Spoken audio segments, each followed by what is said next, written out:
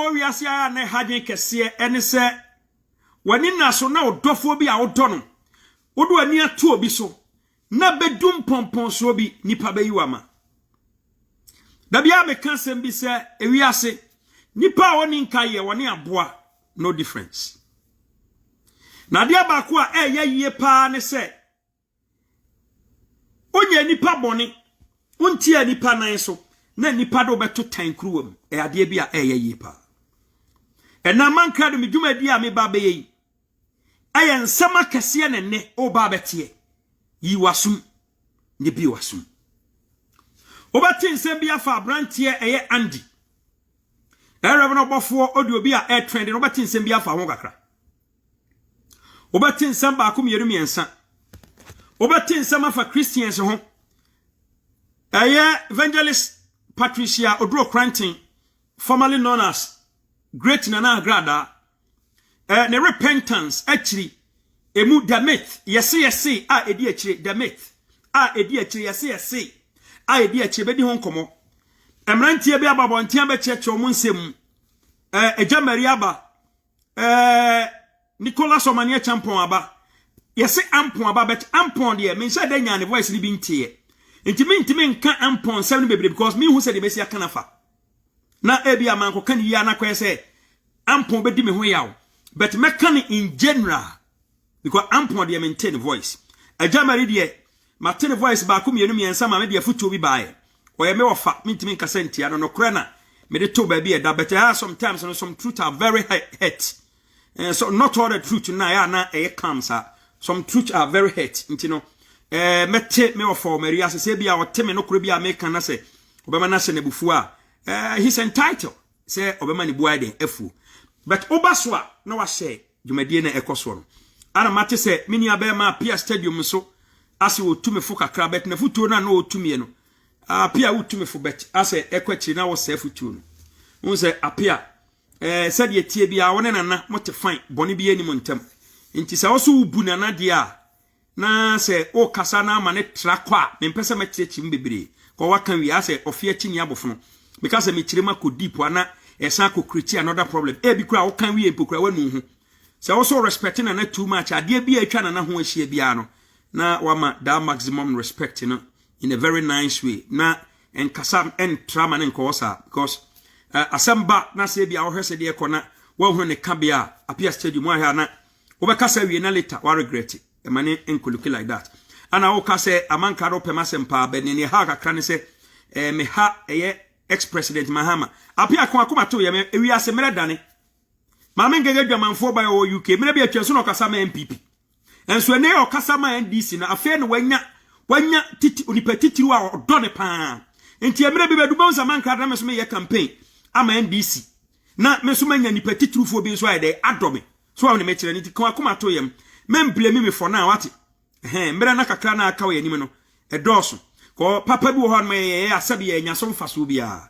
nti no ugya papa no we nyasom faso a no wa yusu adwene kakra what mase ti Apia Stadium mo akoma ntoyem men kasama ne ntrabiem menim se wo de wo gye wo fon so otum asabe na nya tomframa mo awie nti se hawa wo de ubetima gye wo fon so atum wo chew pa bia pa ne simple na yenko anim ko ase obi ntia ona so na oso do maame no na wo kasama ne tra na Apia me kasa chiro kasa bebuom ti no me pese me cheche mbebre wo ye badwemba wati ase me da ase se wati mase empacho enche bia ana ye maame ya de nyina Nana Agrada formerly known as and their friend Evangelist Patricia Odro Cranton ofa awrade nyankopon ma oto na bosom sem nyina aguye na me ba ewiase a mani firiye so a obeda na po a no odi boni akese nyina mpokura o sakrae no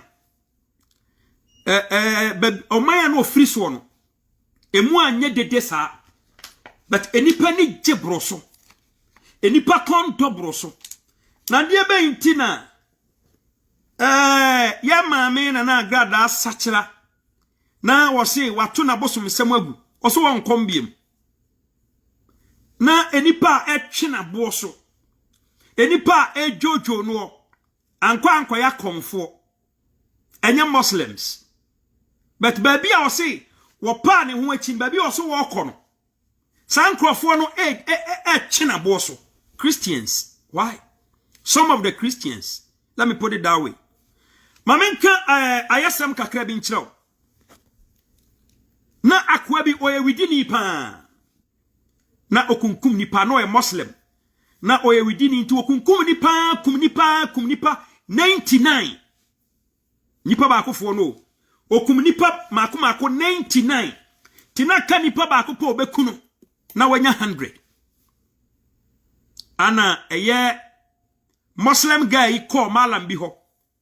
Ana oka kire ne se wakumkum nipa bebre, wakum nipa 99. Aka ba akopɛ na wakum nipa 100. Na nipa wakumkum no se opese ojai. Se ojai a Awurade Nyankopɔn Allah ade ne bone be kyenana. Ana malam ne ka kire ne se watima kum nipa mako 99 dia. There is no way Awurade Nyankopɔn betime do bone achawda. Allahu Akbar. Allahu Akbar. So watima kum nipa mako 99 enya dia Awurade Nyankopɔn do bone achawda ebetime dia achawda. Malam ne kan asem ne kire dibonyani no widini no na no kura nsi na no si ya ana otwe se kan na ten okun no ana onya nipa 100 wakum ko wa mana tiase se anya dia Awurade Nyankopɔn de ne bone ache no ebetimi ache no wakum nipa 99 already enti se malam na mana tiase se nipa 99 na wakum no anya dia Awurade Nyankopɔn de ne bone be che ne dia ene obese ku malam ne so aka wa na 100 because wakum nipa na wi anya dia Awurade Nyankopɔn de ne bone be che no na ekire se that's a boy obekɔ bronsam jim nti ade na wonko so ni bone saa ti okum malam no instant ofri ho no ana osan kwa another malam nchen okwa another malam nchen no ka kire se malam me ya dibonyani kase pa makumkum nipa saa kumkum nipa saa makum nipa 99 aka nipa ba akopɛ na makum nipa ba 100 me be se mi jai malam se mi jai Awurade Nyankopɔn de mbɔ ne becha mi ana malam ne hwe ne soro no hwe ne fom. Allahu Akbar. Allahu Akbar. No ka kire ne se boni bebre ba wa ye nyina se ne ugitum se wonya boni biem boni nipa kunkum na wukum no wajai bibia to wonya boni biemu a wonkum nipa biemu a wajo boni atum se enya dia bekum nipa biem ufiri maharum se kwa Awurade Nyankopɔn tesoro Allah odo boni a waye nyina bechawo enipa wakunkum mu nyina ode bechawo e wana brantie ni bod mu ase. Allahu Akbar. Allahu Akbar. Allahu Akbar. Ano pega ni ti na malam ne ka kire se ko men konko e boni biem na efiri ho abrantie ne kwa no se obekum nipa biem malam no to so mienu na se mo ka kire no no e ba sa no abrantie ne kwa no se obekum nipa biem na oye trenini atena se wo kramosum aji kramosum tumuye na Islamic community ni nyina na atwa ne ho ahie ni nyina kire no domapa ama esa abrantie ne nkran ama na nkoso ankum nipa biem malam odi kan ka kire ne se watima kum nipa mako 99 a Awurade Nyankopɔn fa abɔ ne nkyɛw da wo ya widini wakum nipa dodo abrantie na koma ntɔ ne yam nti wosan twe se kan ekum malam na oka asasem ne chebiko na open a target anya nipa 100 ko wadi bone na ma ne kwanta bro so se obekoso wadi bone nti malam na nti man convince abrantie no na se ma oka kire no e ma abrantie ne hunu se bone na wodi ani mpokura ne se babi a wadi aduro no e wo so otoa so ko se Awurade mfa ne bone nkyane dia ene wo ha ne ho agya ya den pato adisua dia be na wanya afiri saa de malam fu emienu malam odi kan so yemfa ne bone nche no malam otoso yemfa ne bone nche no e ma ni gina so edi kum malam no e ma second malam ka chen se bone bia waye bia wogitum ne kasa wonya bia wa twedi ampo Nyankopɔn Allah odo bone be chew e ma abrantia no anya no hu soronko ade ne nsekan nyina agu fom na odi di tibu fom kronkron yem ama efrisi atam ne koye no wati ase se obedo ni nyam mesom no besom yiye na ne nkam osom no besom yiye. Allahu akbar, Allahu akbar. And when you are Prophet Muhammad, and when you are Prophet Muhammad, sallallahu near twas and Muhammad fan twas mami. It is also sa malami Muslim ethics. So be the bonny, that's what Johnny free bonny one. Now they compare that of Christians here. What do you see today? Very shameful. Very shameful. Very embarrassing. Very shameful. Very embarrassing. Adebe inti. Ana nana grada say oye comfort. Watina sidin agini din ehunu say baabi a waduro no e kana koma say onfa bibia ngu fom. Obi say ya che na agrada ko prison ba ye nti ana oso afanyame.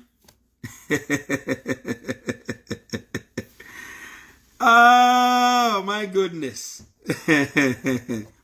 Obi say ya che na agrada ko prison ba ye nti ana oso afanyame. Na anya bia na agrada wakum nipa na wakwa wiade ade ba de na waye nti a wo hu no say enti wo case yemfa ne say okọ prison no fa nyame fine tin kontina akom no musa amboa wantina akom no musa nanka wo de sade anka bia wo hu no anka nya forever mo onko mo ma na chese bi babi won koso ntina ne boni mi se be ya da bi ade bechi ubenya daje adi na tem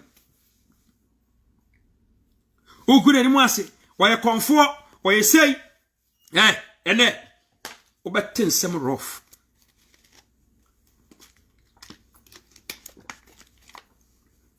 na ogure ni mu ase o kansem o kasei o ya niema eno na nkada bi apesa nka akafa ne ho.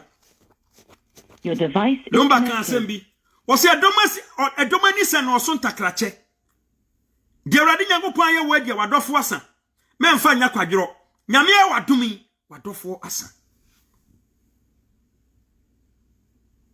enti maami akom a wokom na dru ba bi a wo se wafa bible kabone be na nkewu kachira me. You're listening to the unpredictable.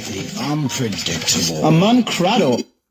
Kachira me maami se no wafa nyame wode akom na boso nyina wa hye no ka problem ne say anka na agrada ka se wa sakra no na kwa ene kode no de asane dem said ya be ya azan bi a wote baabie a wo anytime bi a wode wonam Facebook eye se wo yeska gari kokoam no wa koso ayusu ni din e de afrodo amanfo wa babontia ba beka se wa jaiska gari ni ye enkrofo bi adi ni din yeska gari kokoam yanchi wo mo yusu na nani din ade yeska gari underground ene ma me ne ba bontin ba yi nanim se wonye yeska gari biem no omo kam se kakai because amanfo ni se sankrofo we se ne na agrada ne nam enti bia be nti ana ma me ne se wa yeska gari na wa ye ne public ya sankrofo ni susa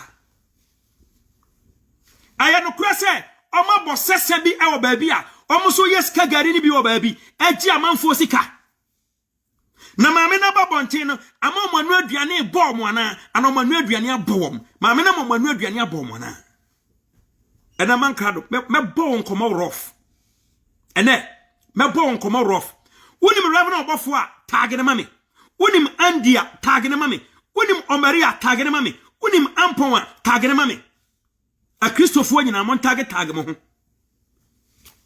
ye be kan sem a kire mu ne na agrada se wafa nyame wo se awrade nyankopon age no wansan ko na chibiem wo se na chidie adepa bi ani ho ade ba ne wo hawo ade be no watete se nipa no ode ne ho se wafa nyame na wusu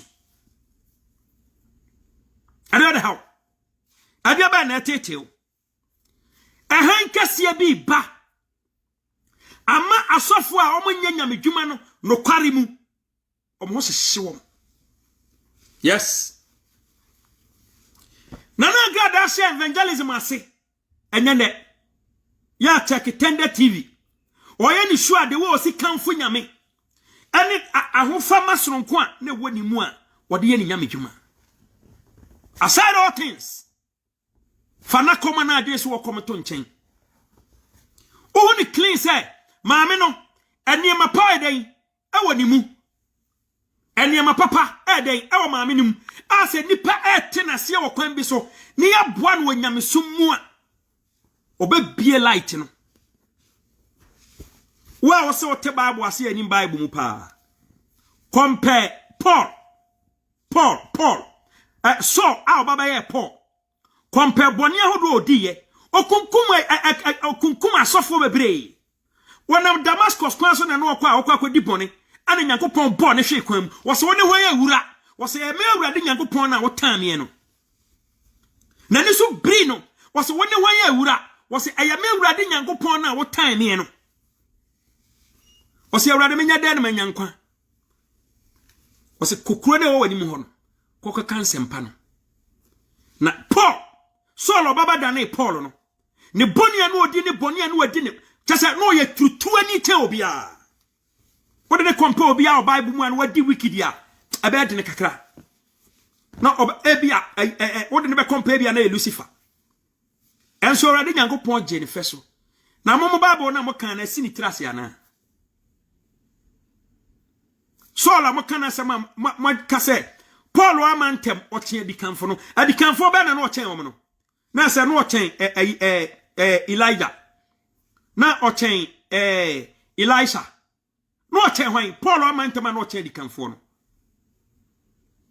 a Christopher mo me nsori o na adikanfo ni bi ya me yensa aiden asifom nana agrado sikagario nana agrado sikagari ni bada ben within a short time and a skagari ni be popular e Ghana not even more than a year e be popular Ghana e ma me ba ko pewe o what me ya ma skagari ni timi trending called the whole world what a common o ma common na dia bia no ye trending called the whole world sa ni power say so obanyame mu a wo so tinyankopon ase wo pam no wo do suba tantan e pam ne say one san go back to the fetish activities.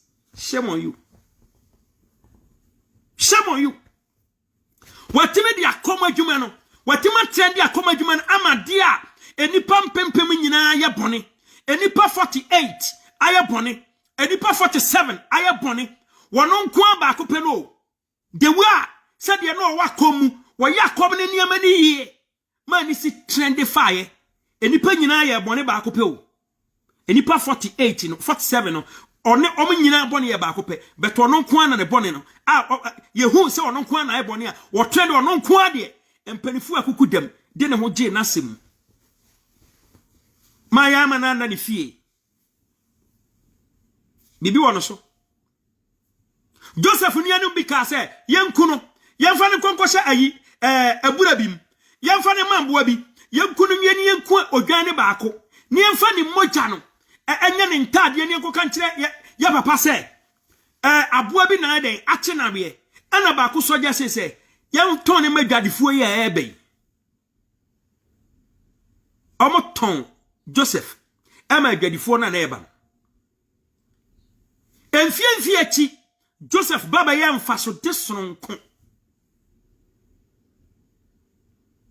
ni nuanom okoda fiase bra okọ fie wa okọ hini fie a yede asem kase to no so ema ne kopie fiase afiase na opie baaye no ekokoye nsem bebre ema obabenya prime minister Israel kom kase esi honom Joseph yede ni nyina ma ne se onhwe kom nyina so ne nuanom obaba paduani adi ekom asi om kuro mo ba paduani adi omba ye om nua na on ton no wono da enuane ni nyina no oje omfeso koka se monko fam papa mra monko fam maame mra na nigye sonko epie firi honom no na efe keke enti mom Bible na musua na sa stories we nyina ya mo nhwe bia na asi ni tras ya na ana nyanya me na frem wana afrem wo a monti ase se maame na sakra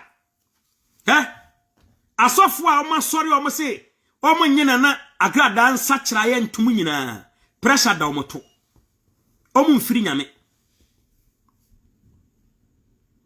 o mo mfiri nyame asofo fa o mo so o ma sakra o mo se na na agrada sakra o mo nti ase a o mo ji o mo ba bi a enye no o mo mfiri nyame se o mo firi nyame a Lord of Israel adena boniyefo kase bi se o pa nyame mu na wo so nti ase adena wo so nti ase wo so wajade boni ni nyina o pa nyame mu adena wo nti ase na ne ko enche ana Nicholas Omanie Champon Tabitha Kum asemi bae oko prison oko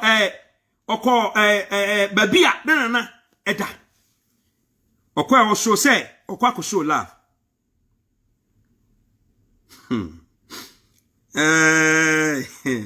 ene obeto asum amankra do nie wansi masimi tirase kakra obeto asum Nicholas Omanie Champon ko ye no ana oso oko akosra eye oko akosra nana chidom hima mechiawo okoya o kire do bi ese fata kono woni aza akwadwampon o ma kire do bi efe na o mo kire do no wie no ananana aye evangelist of mame part evangelist Patricia Oduro Cranton asiedua e ba bonten no ana wo da manfo ase ana wo ka se wo dosron ko aza akwadwampon eni Tabitha Kum adana didi akira me no medwene ho amenti ase na jeni mfonso otomu se abia bi atwam no ono mo nte fine anya se bia wakodi ombone wakoku mu a wode sika akotwa obi o wo se na koma no ono mo nte fine na fine na ono mo nte no o man fo mani anto fine ne so a no ono mo nye onya asem no enipa bi o gidi se o me ye na dofo no bokura yi ni man na dia beti na nipa aba besra me a ayankrofo a me no mo ntiye me no mo tiado amaso mo na eba besra me eso ma me nani na opi abonten bae no o kire dosonko de kire mrantie emienu ya hu ne bae ya tia Tabitha Kum eye interview ni interview o ya na se ne senya o condemn sof mame part dia ba condemnation a wonyini se wasakra nyame na aye sei kusie mpia wia okoda afiase ne bae enti sese no se mokwa sore dem ne kasa ye otakolo a ne kasa obi a waje Nyankopon atum omra obi a ba wasore dem ho na boniyefo bi o muamani twa so e boniye ni a wansem fata obafra ni pampempem so no so asakra obapam no na. My question is so simple. So one time I see a na bia wa wadwene say tan na wo tan na na agrada we nya bo akwase o me di nyanse gu for mama emfa me ho tan we ya sofo o ye altar call we ya preaching awie waka nya obeka nyina awie ana we ya altar call wanya nipa o so do mo kra ma nyame more than 300 amroba bia we ya notorious aw bia jutu se we ya amroba ya ncheni ntimra nya ni no se amroba no aba be fra otako ne se ono so wafanya me oba pamne sinchen hello o pam sa amroba ba ko pen o pamne sinchen ana se ono so ka ho Power off. aman kar meti yi awia madi fufuo ba bia wote woni me di komana busam sa man kar de ba na wadie me se madi fufuo wo ti ufie sa man kar do bo wa ni fufuo wo bra woni fie ha bi o se mani fufuo. What is it? What are you telling me? Me ana me de me ho me se madi fufuo wo se me ni fufuo bia anya on so no me no ete Me ya me nyinya manim me nkeka mo mfefe me se but me gina hodi me se me ya wo si da bi se de wa anim na oboa wo yam bi anya oya what must ye wo se ya fra me sai me se ya fra me na kwa me ewu a kantinka wo se da bi wo din ni sa enye wonya nte abna wo nya nte abna ade na me bo me din a che na se me boa me din ni sa on kama busuafo ho me ni oni agroda wonya busuani. Why are you challenging my name? Oh, Busam Samankado. Ma also washa white ne. Ebia betin washa white. Machira me makachiro se mania diabroso. Sana na grada fa Bible. Na washe na bosum. No wose wonye skagari biem. No wose wode ne ho amanyame. Wose wo boa, wo se me boa. Me matade white no. Wose me boa nya nti ne mahye. Wanya different opinion about matade white mahye.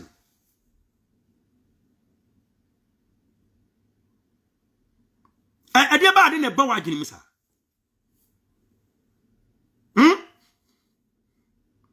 O busam nsabi Amankado. No kweso ye radio presenter. Me radio presenter. Me na makate o. Me makato yes me radio presenter. Also bo anya radio presenter bia. But when we say me radio so most times you. But o challenge say no when you radio presenter. Amankado what in fear say? Me say my D65. Me makato say my D65. But who should many more to say no? Abranti you need 65. Why are you doubting my age? Me say me kenyina baba wie say. Trust say me ti asem bia say Bible mu say enhran kan ye wo nhuye. Why then? Wajedi. Tabitakum. Oso onti ase.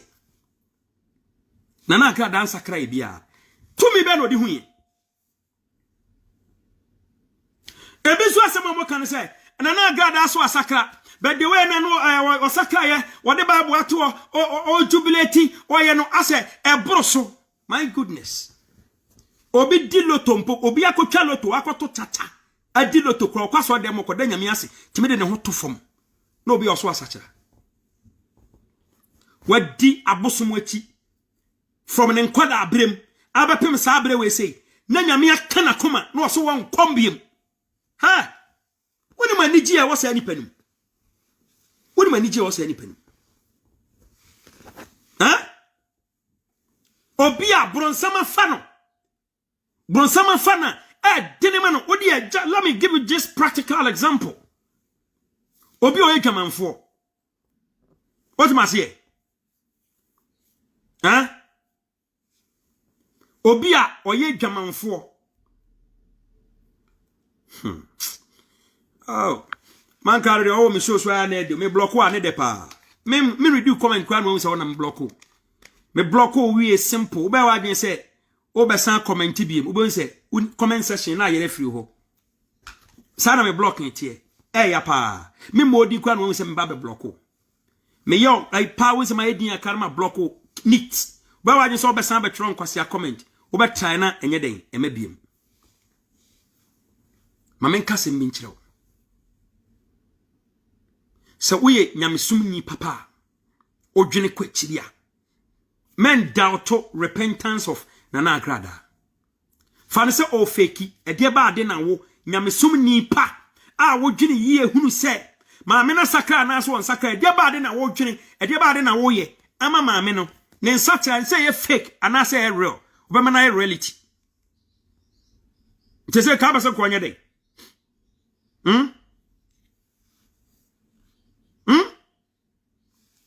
Nana Agrada ewo empanifo ewo police office ana ne me koso Wednesday na obi akọ police station one mo say Nana Agrada agini sika ewo sika gari no one me say police for Nana Agrada wo police for aban nsem police for empanifo ba ko hwe o mani ni sa nsem mo kagu ma mi su nyina nya no obi a satem emra ekura ni mu no obi akọ police station was say maame na gini sika Wednesday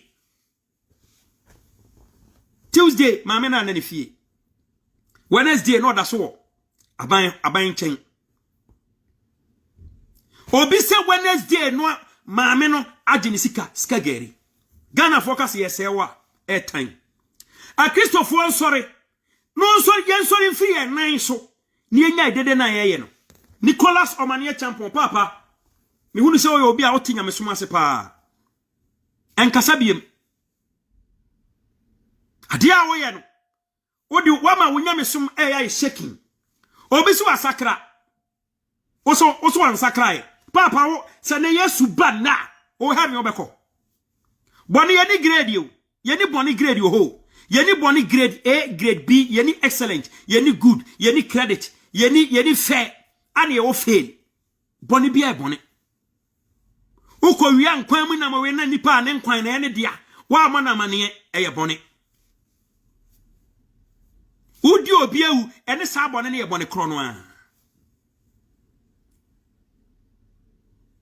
ene be boni na agrada anko ye anka nipa bi sori a ye kan sam e kan niema Nyankopon na ehira no na safie no obi bebusa se enti sanka maame ngege dwamanfo bai eda so wana na agrada bra bomu a kasansa kira we se nke beba kema kwa bawa ne ye bronsam to the stand se wo so no onyi nyame bieni wono wo so onyi nyame bieni wono abosom se no wo se ye ne de oni wono asori wonyi asori ntum enti just imagine being nice with such an aimless soul.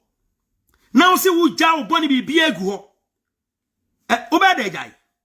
Nti now say Nyankopon fa kwan bi so de pam sa bronsam ma me ngege ni firi na agrada abrabom. Ko na o ma ne konkwase antokwa na ehu hia. O stop no so a na odwene se bia wotan no. By God being so good no. Yetimi clear ni firi ma me ne life mu no. Kwansenkyere ni esi ma me na abrabom.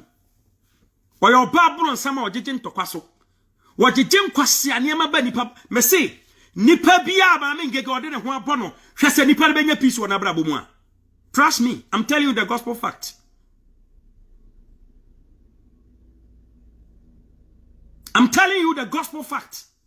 cha watanya maami we say wo kom wo no na nya prison da wo na nipa pesi kie kuma me nankasa okuma nkasa na no pesi obukun na Nyankopon na ye adom ana police fo do mo ho ba ba ji mu a ye kosoa ne boko ma ne ba bi daye na eye kum na no ma hyehyema maame no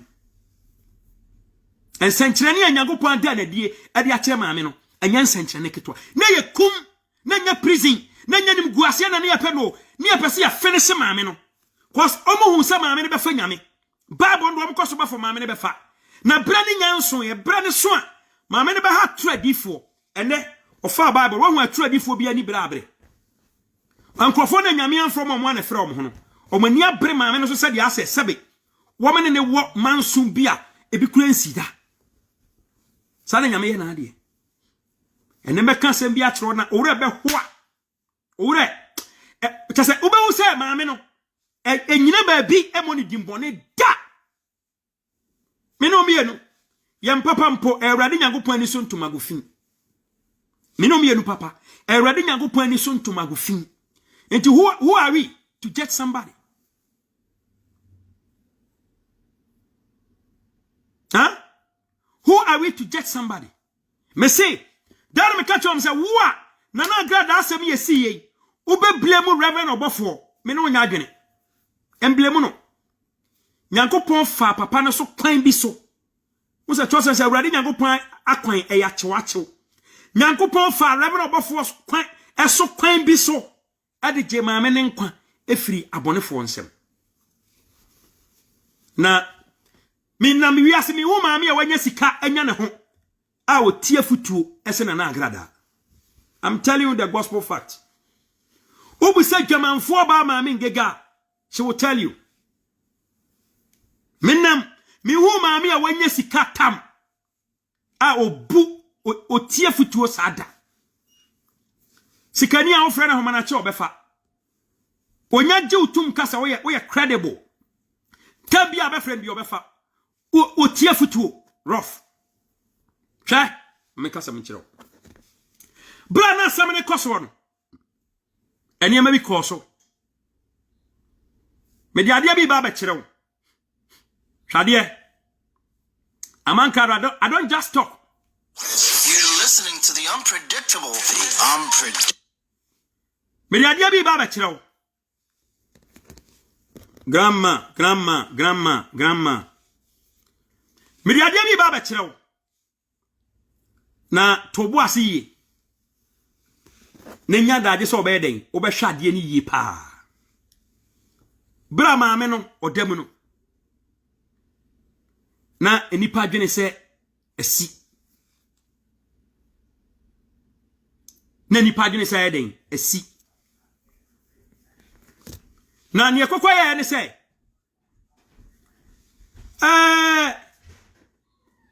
obi asemu a na wo kan no cheche Ansa grandma wo frefre me. Grandma ma wo frefre me ba. Ma me hade. So wo bibia o ye yi a. Ai. Asem mpe nipa. Enipa na pe ne ho asem. Grandma abotre. Brama me no odwene ne ho din no otem din. Odwene ne ho. Wankasa wa mere wa nye dede bia. Na awurade nyankopon eye nsenkyerene sonkoma no. Na opie ba ya. Maame ni pie ye na. Omo be kokoto na ogina koto nanim. Ogina koto nanim ho no a. Ogina board bi ho inside ho no. There is no way. There is no way. Awo ubenya phone. Ubeti menya phone dia wura inside. Akwako twa picture bia ewe inside. But obiti minya adaje. Etwa maame ne photo. Nipa ni twa maame ne photo no. Sabe no kasai. Within a second na photo no. Aye twa maame na nani na ho so no. Na edamame ngege page. Shasa photo we say.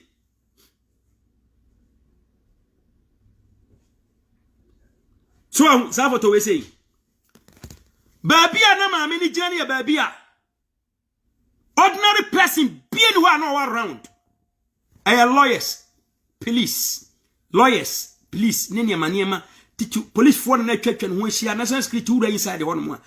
Busa se nipa be ne twa mame ni sa photo we say. The next minute na dama me ngege page. Opa check the whole social media. Na check obi abe unsa picture we say bi on the page. Unsa picture we say bi o send pa page ya. Na check time any date. Bo se mame ngege na this picture no to Facebook first. Onya no way. Woni ni partner mo hu. Na onsre onkasa. Sankrofo no omo ye dangerous. Mama gaga dia so one dia. Ye already ye yusu ne keke. Wa Jimmy ana wa ma ye yusu no kwambone so. Busa say, why na this picture we say bre no.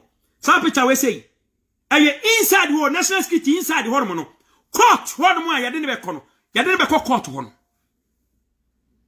Busa say, why na twa sa picture we say. Within a minute na eda abonten. Aya sembiso. Ai. Nebusa se, edie be ni gie pan ni akukuduro be na maame ngege nyan ya. Mpobra ni ayi na agrada Friday still. Na maame ngege kase. Ye nyi na agrada oda so dem. One na man information. Ye yira akwa bi adwen na ne se wo ye smart. Obetoto na agrada campfo ni bi ano. Gene se wo hyemu anaso wo hyemu a. Inti last minute na maame ni kofie no. Omo dane na adwene. Inti no odwene se maame nda so dem. Ana still wo man gege no wrong information. So still what ana ono so gege so wa Jimmy. Odi mu twiro won san ni fie nyansa. Wa Jimmy nti no. Eno ano se ye yusu ni sa na ne wa gie ni nguase ye pata. Nipa no so odi bone no. Wo claim se wo ye innocent. God of Israel. Oh God. Nipa ni claim say oye innocent. Ana wanya daje, ana wanya Jimmy for ba yi a sabe Jimmy fo bay obay Jimmy fo ana o yusu ne sa cause we Jimmy woni nyansa onimi nyansa nke be no ho ade more than 4 times 5 times we Jimmy ntia ana mu yusu ne sa se we Jimmy a onimi nyansa wonyene ne ma ho wonyene ne daache wonyene ne nimonyam ana we Jimmy nti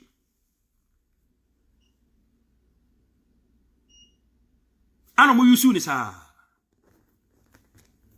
ana ye yusu ni sa ne koya ana lasawa wagye ne guase anya ba wa kro ya na mere bi atwam no kasa ma MPP4 den 2020 reba ne change ye no ko feel sika ena otiaware ase opa bieska mu odu so chenen ubedi ni sesia o cheap because ya na ne mpanafo na dwa because ya na ne boyfriend no adwa oba ni cheap onye cheap ankotiaware ase fefe ne twetira manfo wey ade efo asawe de tari krom krefo sen ebo den chen ade ba ko ya owi ase se nipa fun anya na fe no obia anya na fe ni sikani anya na fe ni premani se ono so obetima sikani ode si obi ani mu ase ene sa abayo tankan we oda yi ba dwamanfo ma mengigi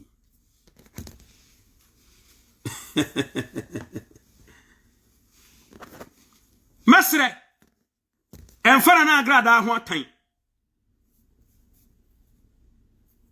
enfana na agrada ho tan ne na chena nyame ahira no whether you like it or not me say mo kasa mo kansam no enyina baabi enkasa ntia reverend obofo mebeko dipa mebeko audio sunum am yedi nkomo enyina baabi nkasa ntia reverend obofo as far as Nana Agrada case concerned he saved the life of Nana Agrada then e be fa Nana Agrada no sadia che Wednesday no a ki enim ne nanke besi hona hatred na too much se na aban na dawroma minim se pani bi de koma aban no national security for hint bi se omunyusu that means in fan save ma me life wa I don't know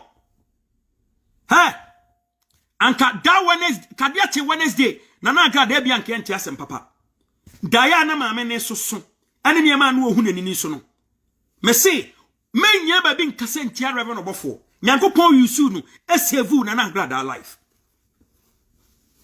blood ya de koso na nipa nya hint ye Nana do dan kwa Akufo-Addo na se enkan papa woni a police for national security for police for papa for na wo mu no anya police ni anya Jimmy for police ni kro otwa picture bra Nana Agrada e fa na dwen ya de ko wura inside otwa picture de ma obi man de ma me ngege no police ni ko ya sade me amanka me so e Jimmy for nipa ko de koma no man de koma ma me ngege o mu nyina o me ye moa anya sa police for bi ni mi hira wo a papa for na wo mu a o mu save the life of Nana Agrada no mi hira wo pa e na se enka Nana Adodan kwa Akufo-Addo na dwuma pa a wode abomu o amen ne Nana Agrada da so tenkwam abonefo esusu abonu mo faaye antimi amfa na Awurade Nyankopon enam Reverend Obofo so ma sense mo ese nyina si obi anka yase yache no wadi 24 hours ya jana so onko now within a short time ya san chini bi ni asan de nakotum enye kwa miracle was happening na enye kwa tina me se men kase ntia Reverend Obofo what am I say se uo wiase a na se obi tnasi din no ka se ade abaye nyina baabi adue media si wojin aso obi agye ne fum so atom ade ne nka efe chensa a na Christopher Dana Samoa Awurade Nyankopon Dana Samoa wo mama ese wo ya tonso mo wo so obi aye obone aye wo de se nipa ne kwamanem adamari mi modin kasa bone mfa ho de mi ka chewa ne se ade a wo ye no jai emwa wo ade na wo tena asia ne nei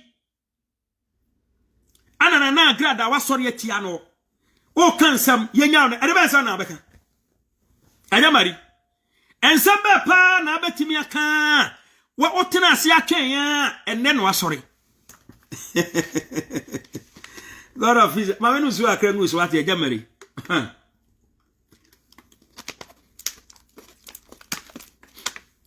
anya mari dia ba de na wo twen dia ba de ana nkofo na o mo hye adwuma na aka ho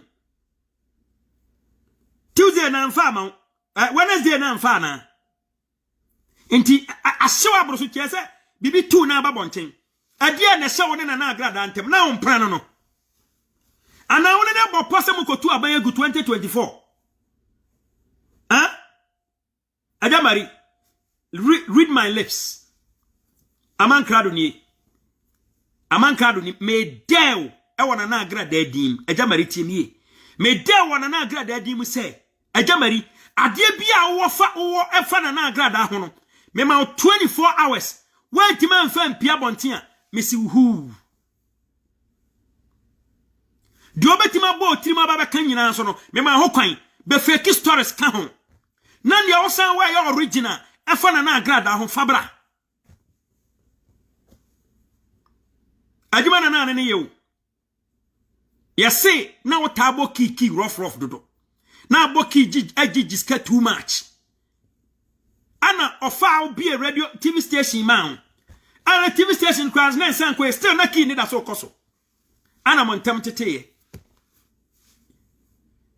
na say I want small boy or embarrass your life Tender TV oguwadi mu asepa wanti man challenge no na ya life na o ka ho nsem ade na pe na onna ma wasomunyo na pasa o gie ni guase ya hu hia enti won kase na agrada ataduane am wadi pen mo de nkofo aya mo so san nkofo we se so mentimo ase o nipa na wo so no so no nipa na ogu na ni mu ase a kire wo no nipa na hwe ne da sana wa nya careful wo ofiri wo so a wo so betimi dia hewo Ajamari emamen kase asanten kai be na mpanifo buye no ye buma enya unti no mbu be na sa be ne ba kra ne enwo o papa odo ba wiasko ebi kra ne enwo no asanten kai be no me pese me kase ewo asanten kai asante didi nso asanten kai sa be ne nyewo why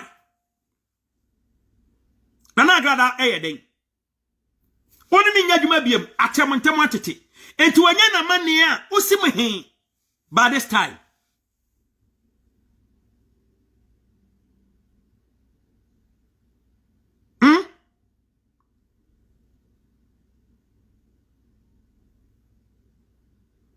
Adie ba de pa adie ba pa na nei Ajamari uhia say anka enkoso man ana na agrada antimi anya man wa ne wafa nyame waja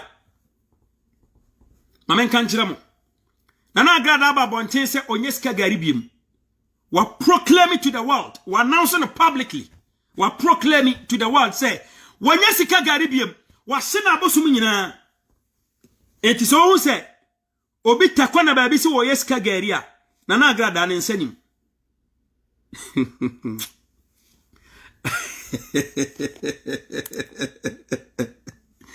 hey aragada pairing amankrofobia no aduane ambo connected amanko na so oni nkrofobi tena se kasa ansa nko afa bible na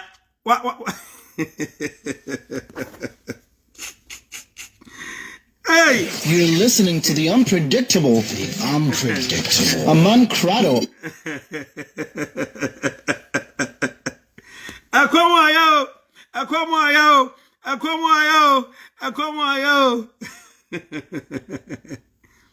Hey, wow, yes, Kagari secret. Biao, baby. Yanche wo. Yes, Kagari president say, on yes, Kagari beam. Into a branch biao, baby. Yanche wa. Jai. And yes, sir, we national security. Well, crowd, no ama. Ube chabe 20 years. Mamene say, we jai. On yes, Kagari beam. Let's come to Sekios. ene na agra da ansema na manfo ka ebi nsema mo kan se ana agra da so asakra secure sakra e ode amanfo ne ma ogigi ye nyina wasane koma mo back secure so wan no e de ba adwuma na oye tax collector na onye fetish priest na onye komfo na onye na secure na onye kromfo na onye komfo na oye no oye tax collector enti ada na obi ogigi tax e o market ani krom a o sakra ya ofiri wono ani pem ka se ne sakra no e wo moro so dware no ka se mede menam asisie kwan so agi o se menam asisie kwan so agi obi agapade a mebo ho mprensa ade mano Sakios ni pa ojeje obo mapo nyina na otimi huwom ebinom kasa na na agada so asakra nipa bi oje ni bibia onfo na ade nkonkoma na ne ma ne wo da sister won sakra na se wa sakra wa dwaman ukonkonsa wudie wa gine boni wutiri mo den bebrebe ani konkonsa wadi afa wuni anam ho da ko gina so da ma akogba asu na se okọ obi ya ho obi a wadi ne konkonsa bia na se okọ ka kire no amankrado madi ho konkonsa amankrado metwa ntro bi ato so na bi atwam ye aman fata me amankrado makase amankrado maye osei da bia wo wudi matam wo fie menu nhia da menu nyasam bet kwasia binti social media kwasia binti o de mato tankurom sa bone ne so se na agrada skagari na no ye wate aye bone kro no a woni me wai na ubedi kwasia bi achinti obefa me ho tan woni me wai fa Bible say yemfa kwasia ma ne yese no enti se ye de kwasia ma nipa ne kwasia fata na kanwano tum na tie bi na trosem na ne kan me se mo Bible na mo kan no asini tirase ana ya aya toda wa hu mo anda da bia mo preach wa sore de mo a toda mo fa ma sore mani bi mo fa microphone ma sore mani bi no mo preach one Sunday mo ba ten se mo back o mo so ni Bible mu pa why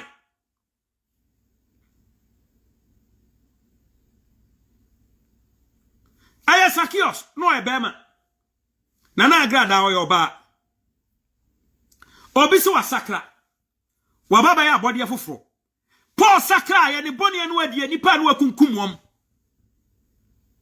ogopa abusianfo ne chew so obeda ne Paul enipa dodo anu akunkumwom ogopa abusianfo ne chew de tia ne se Paul asakra Saul asakra ise wode Paul de o sefra wade Nyankopon chan se yensese ne din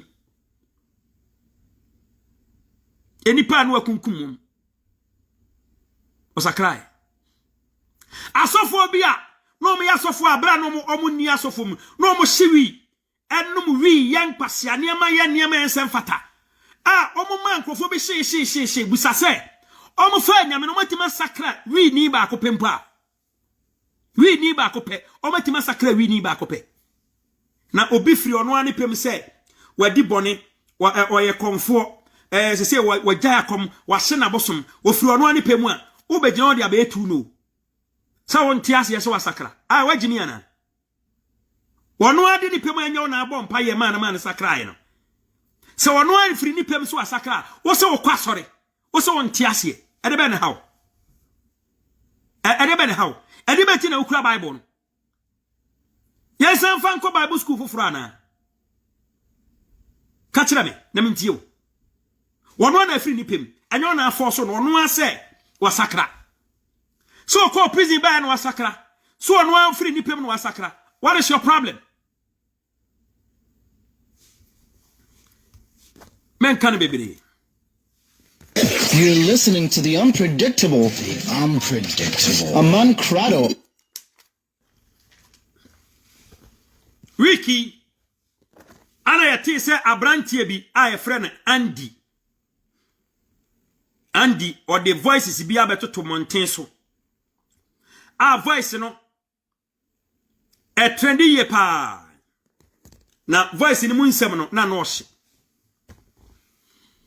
voice ni nsɛm e kanyina e kafa Iron Boy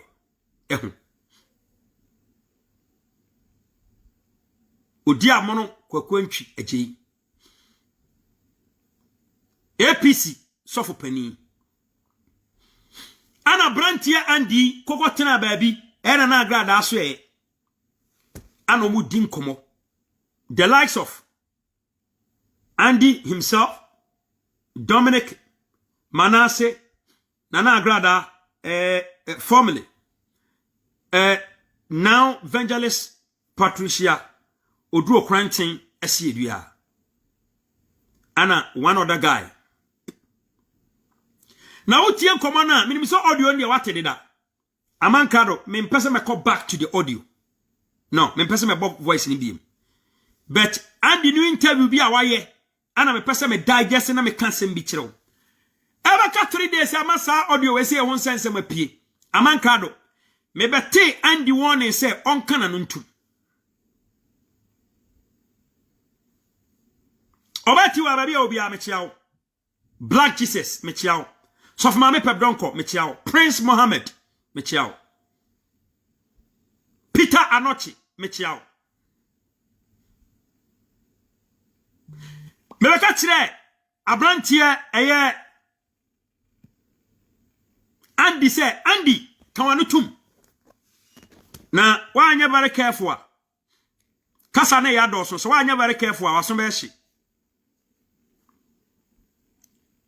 na aja mekan no Andy aye no say why champion into ko interview bi na say or tell me warning.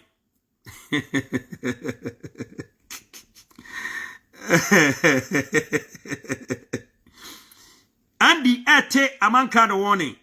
I said, wow. Akwe wa kukudro so sa. Andy oti amanka the warning. Wow. Oti amanka the warning. Na aja mankasa. Obisa amanka the don't defend that audio. Mami, yade no kura na kasa wo. Yade no kura ana kasa. Nti nyabotre. Na eto boase. Na serbe ya be den, ubenya bi etie. What just here? Enye said ya wo dwen no. Enye ho no na me ma dwen nam. Nti odi e ma menkyere ma dwen kakra wai. Na de mama no nsi ansa. This has nothing to do with defense. Meka chere Andy say Andy jai kasa. Na wa onkoma wadi di no ano hye. Enti so obi na epia wo se wa na wo ba yesterday. Ana Andy call interview bi. Ana oyese wo tie amankra do warning. Amankra do no a so ye piaro ma konfo bi o. Ana de piaro yeso ka akope okonfo ho na wonsanka. Small boys are young. Say me kasana wu say my slow sa na akwesa ase asem ne ye me wanwa na ase evidence be so clear to the extent say nipa nsua nyansa obagie nim guase ana eya brantie Andy obeyo bo sa say hey manti okasa o okasa pa na eja Andy be kan nsemo nti okotro challenge bi ko ba bi boni ana Manasseh hate no Manasseh so de mu say kuan then ye pepa ana me audios mama ngege Jimmy ni bi ana me audios maga se mama ngege de maga se de wa Jimmy no sa gamanfo ba not UK gamanfo mama ngege no wa me kanse ana ne mpanafo na dwa wa Jimmy rough ana me audio I'm say hey be mana tiatia break you na dia wo ye no enya wo na wo ha pani bi otini ba bi a wo dwene ne ho ana brantie ye de me audio ana oye ya no kode Manasseh ewi ase nipa bie no a wanya botre enu ne honta ewi ase nipa bie no ma wanya botre enu ne honta. Intelligent enemy is far better than a stupid, ungrateful friend like Ngigi. Intelligent enemy is far better than stupid, ungrateful friend like Ngigi. Mimi wiase amba he. Habara ma hu se ni nyansa wo foma wa jimisa ka ho pa. Esa ma Ngigi no.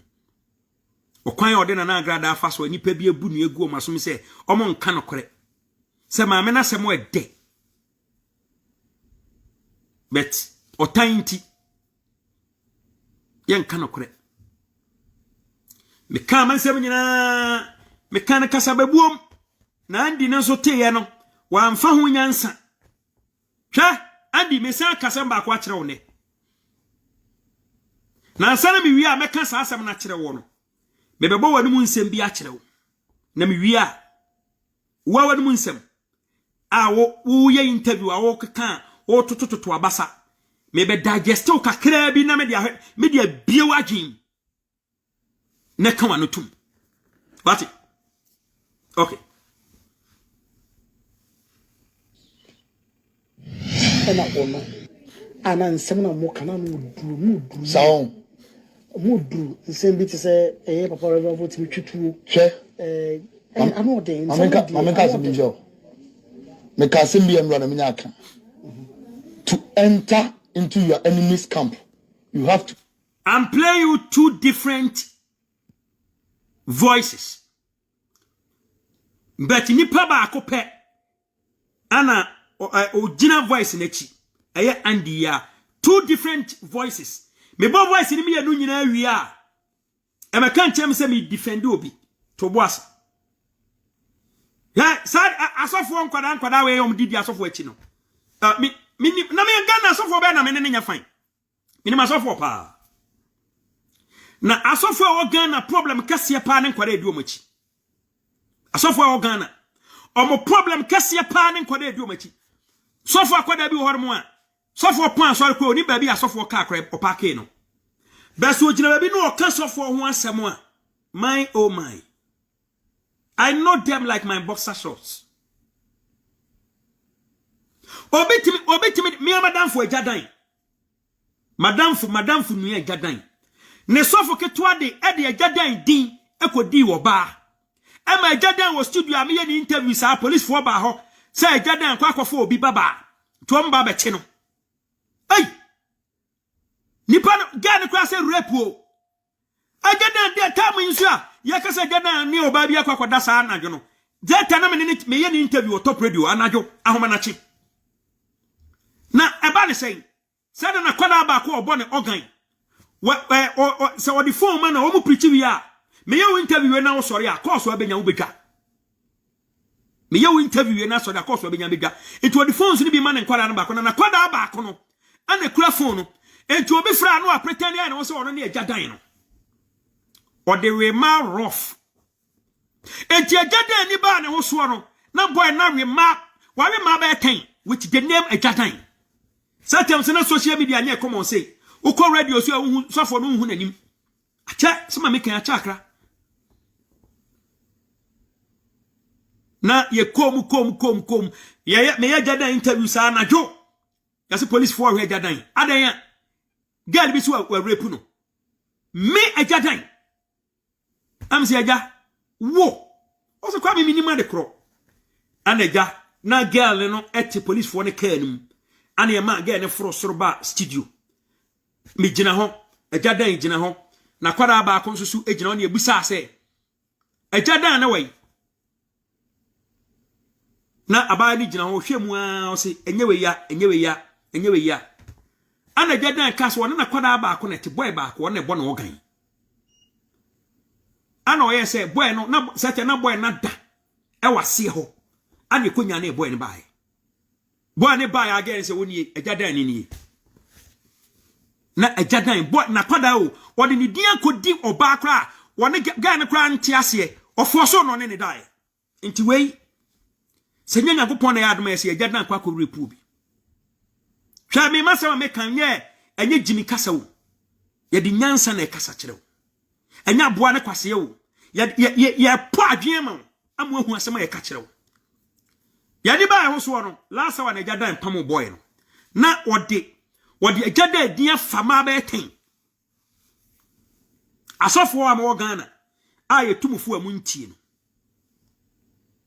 yetumufo amuntie no enkwada na edi machi ne mmoa mo otie andie no mukasa ne nsem bia okan a ene ne to atwi a na andi he se uma ye piepia wo what your next video a obey ye o ye video a ye wa no pan koso ye wa no pan koso ye wa no pan na afabone andi afabone be bone na afa no metimi de wa fa different direction a ho be se okra chen audio so na apia ponten no metimi ade wa fa different direction metimi de wa fa different direction wa so be ya chen audio so na apia ponten no nti fa me ni agro ati okọ interviewer comport yourself. Wanua tifri ama wanua yuka ama waka samu esote oni padua sei afa na ototo ayampe abubo otimo keka kansam vuro asande me se kan wanu tum me kan wa ante wahu oh the more now okasa na no you are implicating yourself, you are rather putting yourself in trouble.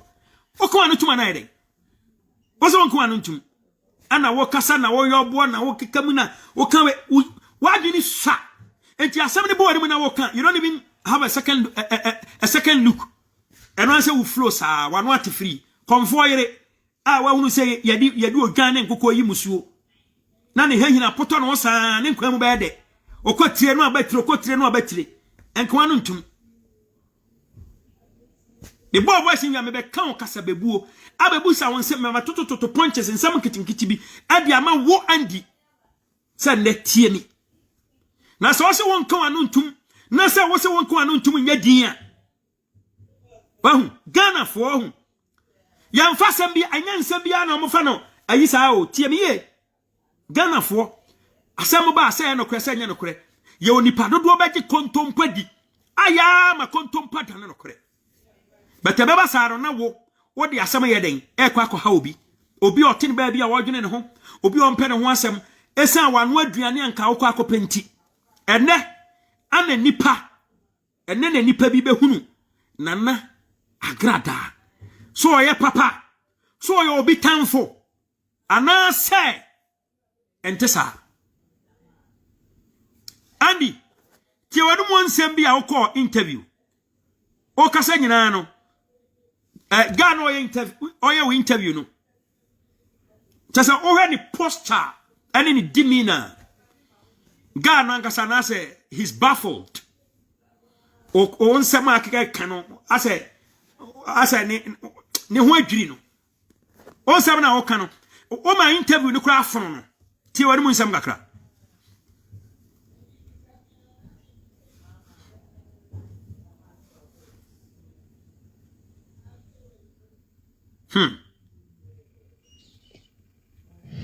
ena ono ana nsem na mo kana no duru saon mo duru nsem bi te se papa reverend vote mi twetwu hwe ano de ameka simbijo me ka simbi emro na menya aka to enter into your enemy's camp you have to be like them before so bit me ben watamfo pa no ade so ye te se wo mu yeah wo mu sa ebi na Paul no wo ya owura baby abosomfo wa no mu botwe kwa no akodi twini bi mu obo owia no de nyamesema ma wo mu that is me oh and say Elijah cry me me na free me fie me free me camp oba wo camp enti de me free me fie to camp there me got big opportunity ma sem you lose no but nsem pato so wanya asem o ke mame mfa asem kakra nche ntimu ha asem abrantie yi kana ha yi wo se wo no free ni fie o free ne camp ana aba o camp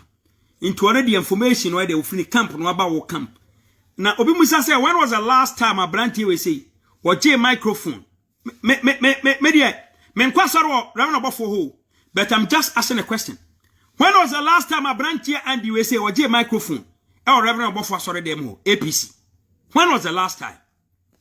Secondly, abrantie we say kono okoye no reverend obofo na suma na ase no okopena no aduane ko de wo kana ase obaso o chesa ase reverend obofo na suma no which I think he's lying. Obafo bi ensuma no. On free Obafo camp bi anko na na grada ho say okope information bi ade akoma Reverend Obafo. But utie me ye. Say me free me camp na ma ba na information and the information na na grada e camp ho no. Reverend Obafo na suma wo andi say kona na grada okope information bi na na. E the information na Reverend Obafo ope free na grada ho.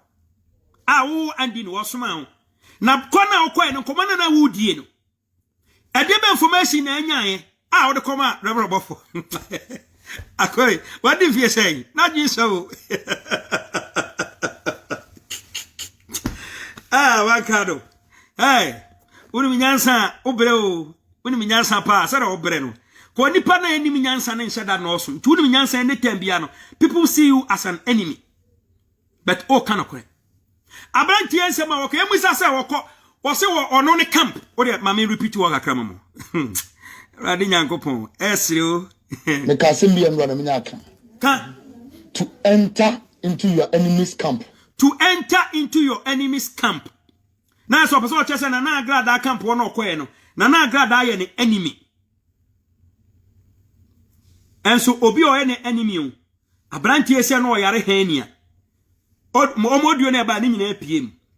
Ne enemy ne man iska kokoyi ni hania no. Eno minim omo se enya no kore. O as omo se no yare hania bia okostefo no de giska. Ende mi ntimi nkyere bet.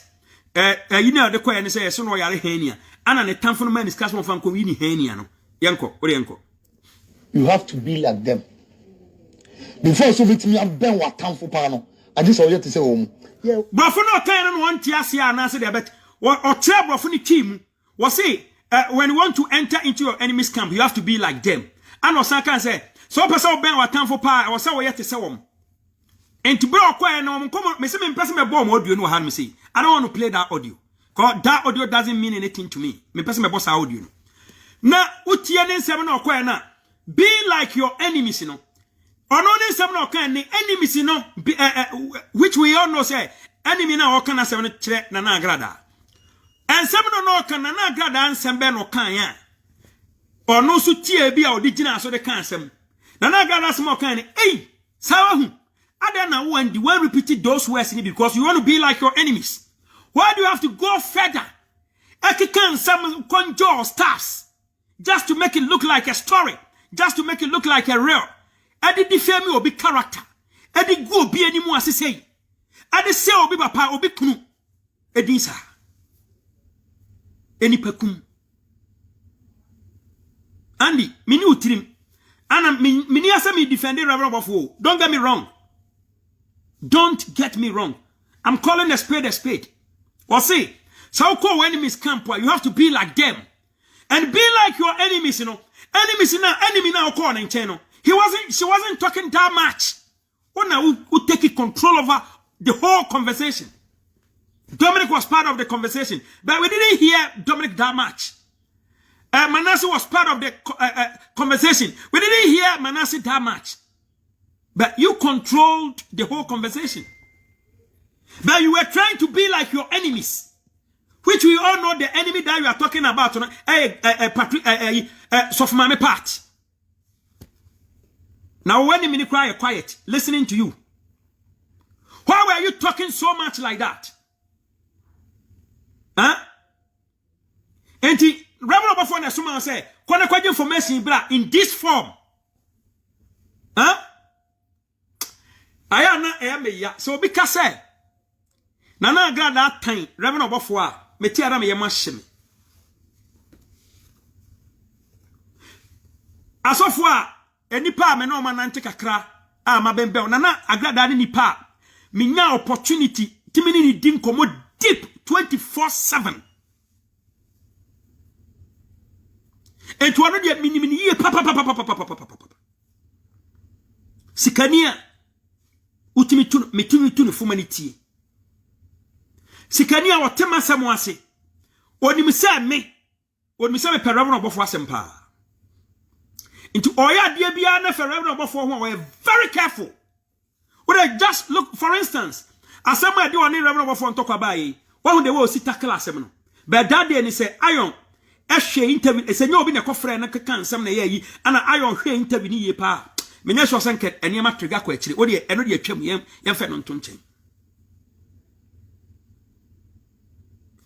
odi just imagine bra me de me ho kobo maami check number of times I won't say bia what can revenue bofo asem me catch any pain nana me do obi am papa no ha me o ti me de revenue bofo die say tem no ne sofo ba ko bi so fine ono de me ni asem na one nana ni asem na say one revenue bofo ntem na style kakra na sama me ne catch me say man krado en kasa mere mahu akoma eda woyem woye nipa bia umbitie nipa na dia ba ko ama me dia pe wasem pa reverend obofo hawa woye lawyer mini uni nkomo ma onse papa nchira me da enso nipa bia o me ne papa na ya sori pen o me ne papa ne koba mpacho enye Kennedy asem na meka nti me link to Kennedy nti na mabodi e free hono no me link to Kennedy enipa bia omo ben revenue obofo yi o check na hwa niam ba ko mienu miensa ne de we omo ba omo ka papa yi wonsem a o demu sonko enu ti na ma me pe wasem na man on sei nipa me oboa enti mama me ne be pe amasem se menye obi a me bitie nipa ampa na sem ba ya no otan je ni tum sa man krado ma ni wachi kwa wa nyi mama enti se obi kase na na agrada atan reverend bofo a ya na me machine ya me pede bi anka menya great opportunity a ka menya reverend bofo ni na gina phone so pa na ya di nkomo na nka maka na na agrada life a kire no eye dia bufo de ho ya fa bufo ntunchen eye dia omo ntimi nkwa se tight friends but so because na na agrada otan reverend bofo a metimi de mensa sejem amana na agrada as far as revenue bofo we concern she what dey me board yo we a me ponche nsem bi sense me ponche no andi ne beti ase me de be ni padwim de ati a me ka se na agrada on tanya me som yanko andi musa ebi na Paul no ya owura baby abosomfo wa no mu watch ne kwa no akodi twimi bi mu obo owia no odi nyamesema ma wo mu that is me oh and say Elijah cry me me na mafiri mi fie mafiri mi camp oba Paul koya na obotwene no ya yino no nkose Yesu o Paul no nkonko didi Yesu atemu o no nkoko kansem asoso ntu Yesu su o okwa okokansem pa onkose Yesu enkyira konfo no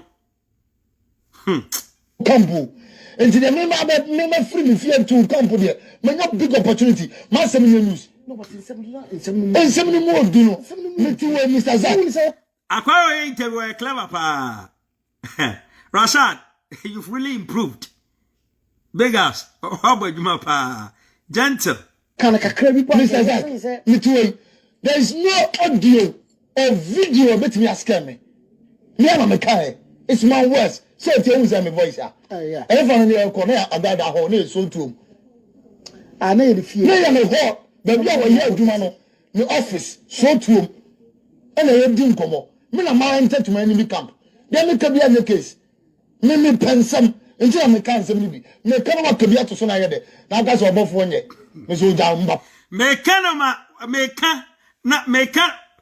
ma kan bia to so na ye de and someone can unkwana can nyina obi anka bia nto so I don't want to play the voice but I just want to clear some things and someone can unkwana can nyina obi anka bia nto so ama that's it why now can no asan kan bia to so I don't want to play the voice me someone to voice and that nya fe na me ko deep bia me mo voice no and the nan mu nsem ne interview or grant no ana mpese me ni di ye di ho nkomo akra yanko anim ade wo ya say na okwa you are here for purpose free akọ no but ebia before ya asemu me wa pay say can be sha but say ensem no mu the first audio papa ne tia we need say be ham the first audio about bonten on say na me didi so for be chene matata matam sanity and so ade chen say me ka say me sorry to them na ada se audio na amabonten a audio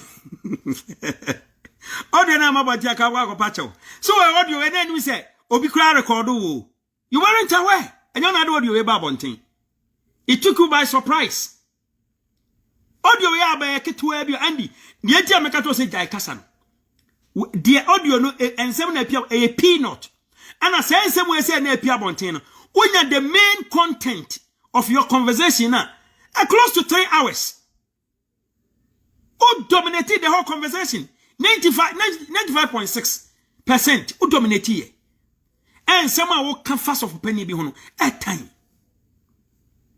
O kaya gu iron boy anymore as Sunday or show pan boy and son. Wakwena sorry. Na tabe no pan boy sorry. And a tabe na iron boy so sorry. Huh? Obi ani mi say okwan Reverend Obafo fa so preach. What they compare eye opambo a difference wom. Obi a on style or the preaching. Na se wo kona akopem information akoma master like you said so. Wanna asie. So akopem information the amount master. This is not the way to get information. Send your information. Momi entie ni biem. Mami agrada no. Me se Ghana ha obabie no wo yes smart ti se no obabie no wo so ye hwan woni da ho mini wan ko school da so e so na dwen ye very smart elipo hu din ko motumi ka che se wo de ye se e dan a obesa akono na so nim se you have love before nipa na mo kana ho asem no mba cho what ase enti ye kana oto no wan ka bia na se adwen na ye fama wo se wo o che betimi de yensem akono yampa e bia na menemti amekan so enkoma amudi ye Mama na odwene so ya smart na da na ma ono nkasa mo obi bebusa se eye sofo Andy obi ka se self acclaimed sofo ko ene no doesn't show me say man of God na or display talent. No, it doesn't look like that for me.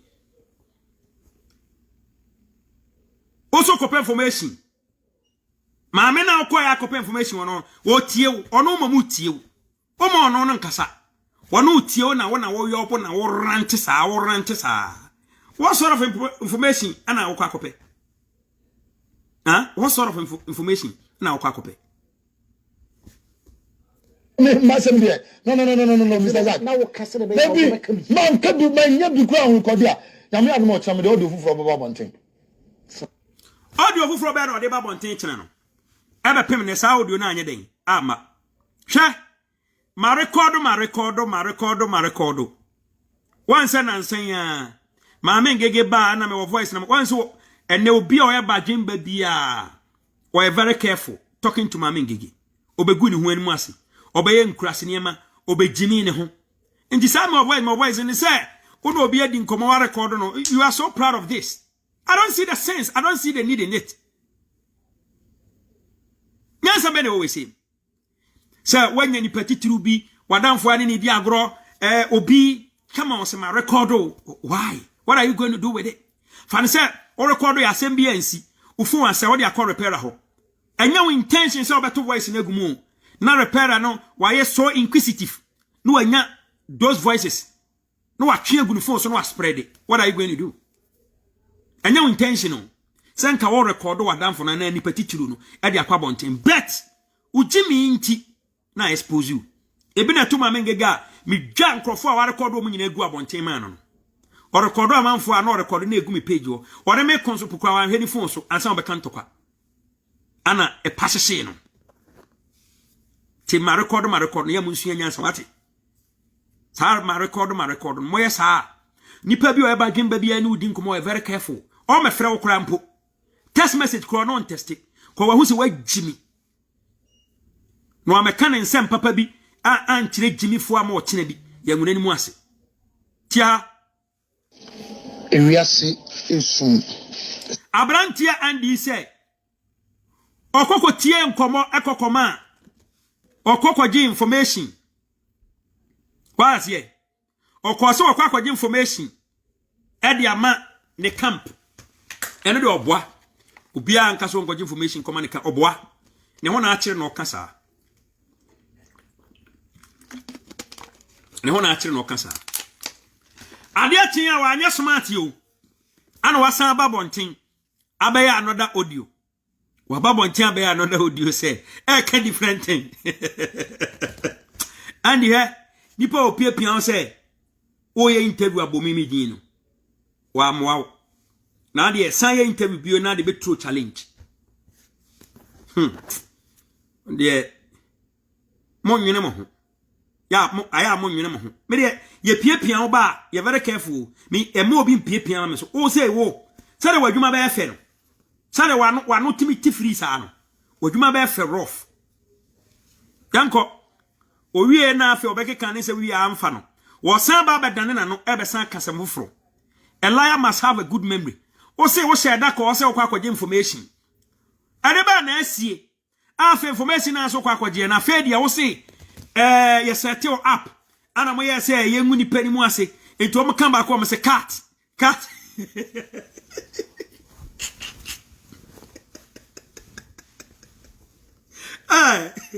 Andy unya akasa wa hu rade wonu ye ti Andy members ma hate bebre no me do comment ma fa light yi no madam fu binti members ma hate bebre audio so egu ho no Andy wo kasa wo pe kasa pa enti sa audio ye pia bonti we light wait you sha wo Andy uko nhira me ana uko nhira nipa no a na wo se ni din no na audio video a wote honom video where is audio na ba wo lecture more than 2 hours wo audio 2 hours me ba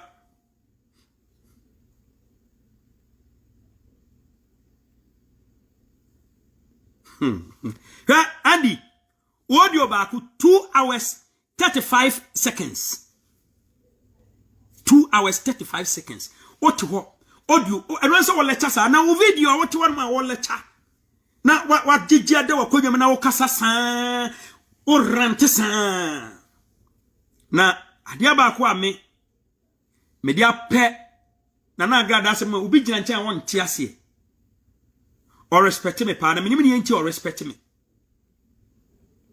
ade e begu me mani mu ase no me to me bo ase kire ni mu a o temase o se aman minya bi da se me di sa asofo we si o mo kan se mo a eno anso o mo pesika no mu nya o mo kasa san mi ni o mo chi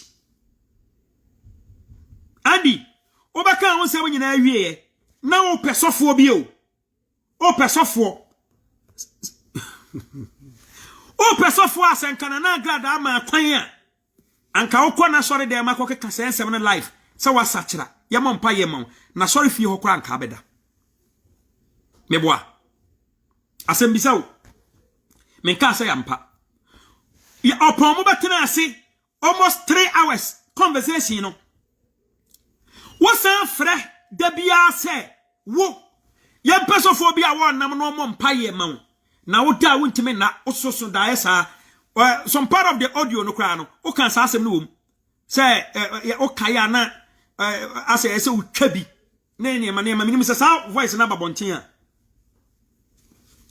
minim se sa voice na babonten a se wo da wontime na soso dae a se o twa bi me kika kan minim se no babonten a me ma like eni me pese o huru se me man ko hobi